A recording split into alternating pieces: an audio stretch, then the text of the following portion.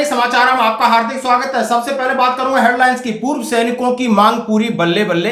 Colonel साहब ने कहा प्रधानमंत्री जी ने दे दी हरी झंडी, वन रैंक वन पेंशन के बाद ये बड़ी सौगात। और मैं बात करूंगा एसबीआई ने एमओयू में किया बदलाव, 10 लाख रुपए और मिलेंगे। पूर्व सैनिकों को भी मिलने चाहिए 5 लाख रुपए, उसकी मांगों में बात करूंगा। यूएचक्यू कोटा की भर्ती लखनऊ में, यदि आप सोल्जर टेक्निकल जाना चाहते हो, नर्सिंग असिस्टेंट जाना चाहते हो, तो आपको 15 पेज की पीडीएफ उसका करूंगा आपके सामने। आखिर क्या क्या है रिक्वायरमेंट, और अब युद्ध जल्दी होगा, टेस्ट मैच की तरह नहीं होगा, लंबा चलेगा, रहना होगा तैयार। और मैं बात करूंगा ताऊ ने कहा कि नेकर छाप नेताओं ने आईएएस आईपीएस की कह रहे हैं मट्टी पलीद कर दी है। उन्होंने एक ताऊ जी कह रहे हैं, बहुत अच्छी बात उन्होंने कहा है। और मैं बात करूंगा हमारा जवान जो कि हिम्मतनगर गुजरात में पिटाई हुई थी, हॉस्पिटल में भर्ती है, सीएमपी लगातार उसका हालचाल पूछ रही। तो दोस्तों खबरें करते विश्वास है। सबसे पहले मैं बात करूंगा पूर्व सैनिकों की क्या है बल्ले बल्ले, आप ये वीडियो देख सकते हैं। अपार खुशी की लहर दौड़ी है हमारे सैनिकों के परिवारों में, क्योंकि ये मसला जो था वो 2021 और 2022 के टीचर्स ग्रेड 3 लेवल 1 के एस्पिरेंट्स के बारे में था। हमारे करीब 250 सैनिक थे जो इन दोनों सालों की परीक्षाएं थी उनमें क्वालिफाई किया उन्होंने, लेकिन इनके पास जो क्वालिफिकेशंस थी उसके प्रति सरकार और इन जो एस्पिरेंट्स थे उनमें थोड़ा मतभेद हुआ। फाइनली 2024 के बिगिनिंग में दोबारा से इस मूवमेंट को हमारे सैनिकों ने, क्योंकि ये करीब 250 लोग इसमें इफेक्टेड थे और ये बेरोजगारी को फेस कर रहे थे, इनके कोर्ट कचहरियों में इनके काफी आर्थिक नुकसान भी हो चुका था। इन्होंने फिर दोबारा से राज्य सरकार, वर्तमान राज्य सरकार को निवेदन किया और उसमें हमारे विभाग ने और हमारे माननीय मंत्री महोदय कल राज्यवर्धन सिंह जी ने काफी सपोर्ट किया इस मुहिम में, और जो एसएलपी थी उसको हटाने के लिए शिक्षा विभाग के सचिव और राज्य सरकार से साहब की तरफ से भी निवेदन किया गया। और इसके ऊपर मुझे खुशी है कि माननीय मुख्यमंत्री महोदय राजस्थान उनके आशीर्वाद से और हमारे मंत्री महोदय कल राज्यवर्धन राठौड़ के उनके पुश और उनके आशीर्वाद से हमारे सैनिकों को ये एसएलपी विड्रॉ करवाने में सफलता दिलाई। और वीडियो के साथ एक तस्वीर है जिसमें आप देख सकते हो कि सैनिक कल्याण अधिकारी कर्नल राज्यवर्धन सिंह राठौर को लोग कंधों पर बिठा के पूर्व सैनिक घूम रहे हैं और जय जयकार लगा रहे हैं। आखिर क्या हुआ, आखिर इनकी क्या मांग थी? बहुत दिनों से इनकी मांग थी, करीब 10 साल की लड़ाई के पूर्व सैनिकों को मिला न्याय और 3rd ग्रेड शिक्षक भर्ती का रास्ता साफ। कर्नल राज्यवर्धन सिंह राठौर ने कहा राजस्थान सरकार द्वारा सुप्रीम कोर्ट में पूर्व कांग्रेस सरकार द्वारा एक एसएलपी वापस लेने का निर्णय भारतीय जनता पार्टी की सरकार ने किया और सैनिक कल्याण मंत्री कर्नल राज्यवर्धन सिंह राठौर ने इसकी पहल की। यहां पर सैनिकों ने मंत्री कर्नल राज्यवर्धन सिंह राठौर को फूल माला पहनाई, जोरदार स्वागत किया और मुख्यमंत्री का शुक्रिया अदा किया।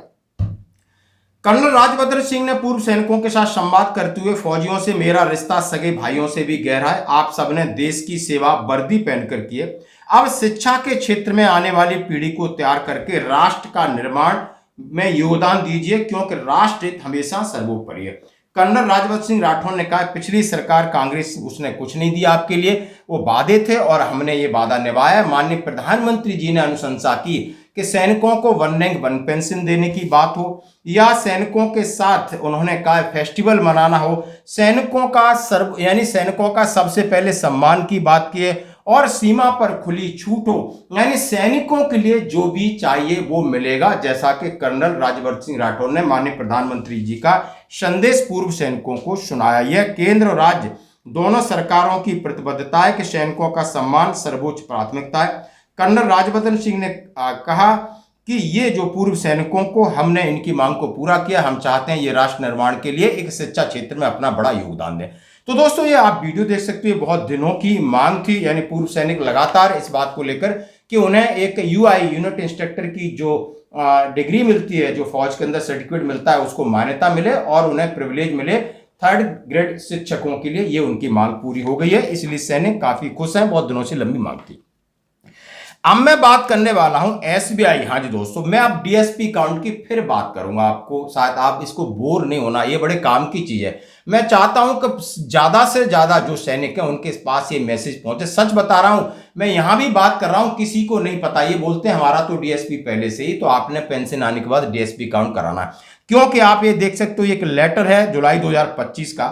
पहला मेमोरेंडम हमारा साइन हुआ था 16 जनवरी 2025 को एसबीआई के साथ। इसके अंदर 1 करोड़ रुपए का जो सैनिक है किसी ऑपरेशन में कैजुअलिटी हो जाती है तो उसको मिलेगा, और एक्सीडेंटल डेथ एक्स सर्विसमैन की हो जाती है उसको 50 लाख मिलेगा। अब इसके बाद और चीजें जोड़ी गई हैं। यदि सैनिक सेवारत है यानी सेवा में है और उसको 10 लाख रुपए का टर्म्स इंश्योरेंस देने की घोषणा कर दी है, यानी उसको 10 लाख रुपए, यदि वो नेचुरल डेथ भी जाता है यानी वो किसी बीमारी से भी मरता है तब भी उसे 10 लाख रुपए मिलेंगे। अभी तक एसबीआई की ऐसी पहल नहीं थी और इसके लिए उन्होंने ये लेटर जारी कर दिया है। उन्होंने एक फॉर्मेट जारी कर दिया है और इसके लिए उन्होंने कहा है ये डॉक्यूमेंट सिस्टम में पूरा डाटा अपलोड होगा कि उन्हीं को फायदा है जो एसबीआई में इनका अकाउंट है। तो मैक्सिमम लोग एसबीआई में अकाउंट अपना डीएसपी अकाउंट खोलेंगे और उनका डाटा रिकॉर्ड की डॉक्यूमेंट में जाएगा कि इन्होंने टर्म्स इंश्योरेंस करा रखा है। और जैसे ही बंदा किसी न किसी मतलब बीमारी से भी यदि वो उसकी मृत्यु हो जाती है तो उसे उसके नेक्स्ट ऑफ किन को 10 लाख रुपए मिलेंगे, ऑपरेशन के लिए 1 करोड़ रुपए, जैसा कि पूरा हमने इसका वीडियो 2 दिन पहले ही बनाया था। अब हम मांग करते हैं कि एक्स सर्विसमैन है उसकी नेचुरल डेथ के लिए एसबीआई सर्विंग सोल्जर को 10 लाख दे सकती है तो 5 लाख का प्रावधान करे ताकि देश के सभी पूर्व सैनिक एसबीआई में अपना खाता ट्रांसफर कराएं। ये हमारी मांग है और इसके लिए हम चर्चा कर रहे हैं कि शायद ऐसी बात बन जाए और ये बहुत बड़ी एक अवेयरनेस क्रिएट हो। तो दोस्तों, हम आपसे फिर हाथ जोड़ के निवेदन करते हैं कि आप 13 बैंकों के साथ करार है, 13 बैंकों में अपने बैंक मैनेजर से पूछिए क्या यदि मैं पेंशनर हूं, यदि मेरी एक्सीडेंटल डेथ हो जाती है, किसी गिर के जाता है या बाइक एक्सीडेंट हो जाता है या कोई पशु आपको मार देता है और आपकी डेथ हो जाती है, उसमें जैसे कि एसबीआई 50 लाख रुपए दे रही है, पीएनबी दे रही है, बाकी बैंकें दे रही हैं, क्या आपकी बैंक दे रही है? नहीं दे रही तो आप अपना अकाउंट ट्रांसफर करा सकते हो, इसमें कोई निस्संदेह मैं आपसे बात कर रहा हूं। और इसके साथ ये कहूंगा, जरूर आपसे फिर रिक्वेस्ट करूंगा, यदि ऐसी घटना आपके आसपास हो जाती है तो उसको एफआईआर कराएं, पंचनामा बनवाएं, हॉस्पिटलाइज ले जा रहे हैं तो उसका पोस्टमार्टम कराएं और इसमें डेथ का कॉज ये लिखें कि एक्सीडेंट हुआ है, बाइक से हुआ है, गाय ने मारा है, खेती, कुछ इस तरीके से लिखना होगा।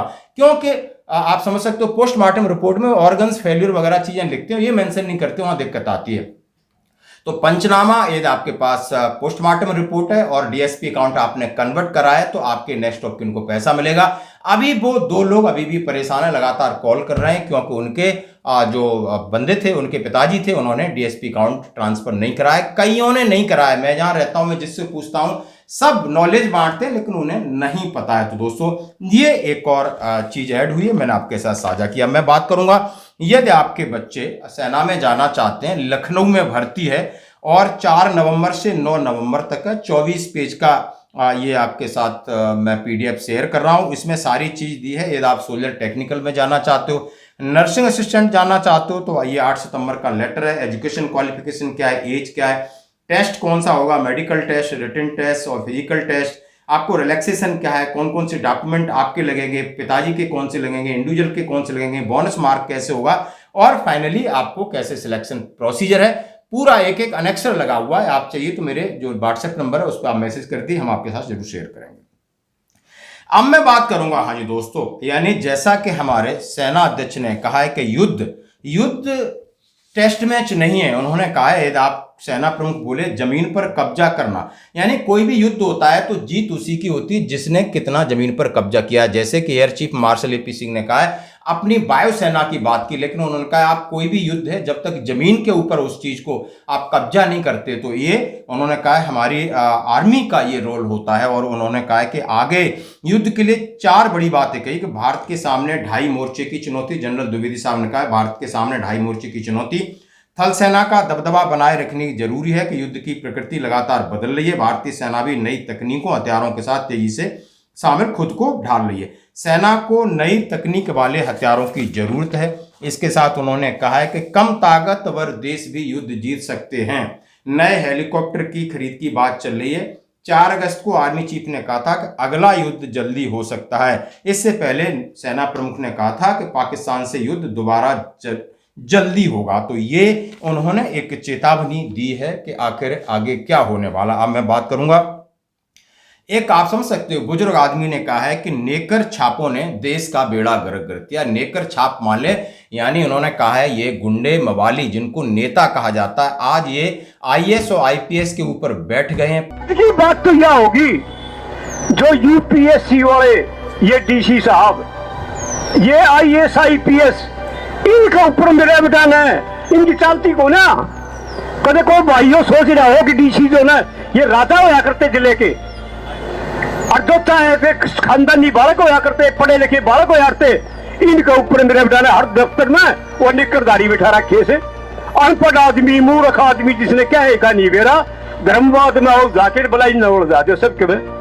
पहले एक उन्होंने आईएएस यानी डीसी कलेक्टर को हम भगवान बोलते थे, जिले का मालिक बोलते थे, उसके पास अधिकार होता था। लेकिन अब नेकर छाप लोगों ने, जो कि अनपढ़ हैं, 8 क्लास पास नहीं, समझ नहीं है, आईएएस आईपीएस का ऊपर शिकंजा कस दिया है। समाज का ढर्रा बदल रहा है। आप देख सकते हो, इतने बुद्धिजीवी वाली बात कही, इसलिए मैं आपके साथ शेयर कर रहा हूं। और मैं बात करूंगा यशवंत सिंह झाला की, जहां हिम्मतनगर में पुलिस वालों ने इनकी पिटाई की थी, हॉस्पिटल में एडमिट हैं, सीएमपी उनका हालचाल पूछने गई। लगातार वहां प्रोटेस्ट हो रहा है, सैनिक के सम्मान के साथ समझौता नहीं होगा और उन पुलिस वालों पर कार्रवाई हो गई है। धन्यवाद। आज की खबरों में इतना ही, बने रहिए हमारे साथ।